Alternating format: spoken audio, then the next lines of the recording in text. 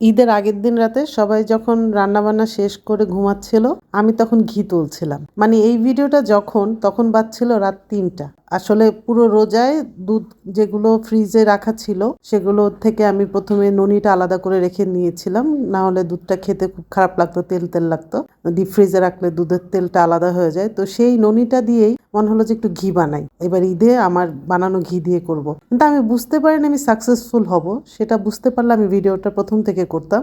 এই ভিডিওটা যখন করছিলাম তখন প্রায় আধা ঘন্টা 40 মিনিট আমি অলরেডি জাল দিয়েছি, আর তখনই এই ক্রিমটা থেকে, যেটা ননিটা থেকে ঘিটা ছাড়া শুরু করেছে। তো এভাবে জাল দিতে দিতে প্রায় ঘন্টা দেড়েক লেগেছে আমার এই ঘিটা বানাতে। আর এই দেখছেন আমার ঘিয়ের ফাইনাল লুক। সকালবেলা আমি ছেঁকে যখন নিয়েছি ঘিটা এই অবস্থায়, তো ৩-৪ দিন পরে আমার ঘিয়ের এই অবস্থা। এর মধ্যে ঘি কিন্তু অর্ধেক খাওয়াও শেষ। তো ঘিটা যে কি সুন্দর ফ্লেভার হয়েছে। এর মধ্যে তো আমি গরম ভাতে ঘি নিয়ে খেয়েছি কয়েকদিনই, কিন্তু ভাবলাম যে আপনাদের সাথে একটু শেয়ার করি, যে কারণে এই ভিডিওটা করা।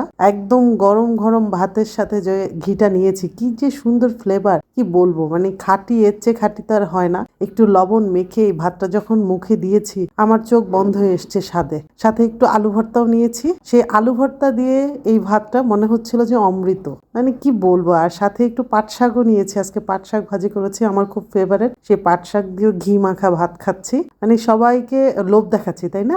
এমন আর কি। তো অসম্ভব, আমি বলছি নিজের ঘি বানানো ঘির তারিফ নিজেই করছি। একটু মাখা মাখা করে ডাল রান্না করেছিলাম, সেই ডালটাও মেখে নিয়েছি। মানে কিসের সাথে যায় না, প্রত্যেকটা জিনিসের সাথে অসাধারণ লেগেছে। তো এইটাই আপনাদের সাথে আজকে শেয়ার করতে চেয়েছিলাম। সবাই ভালো থাকবেন, আল্লাহ হাফেজ।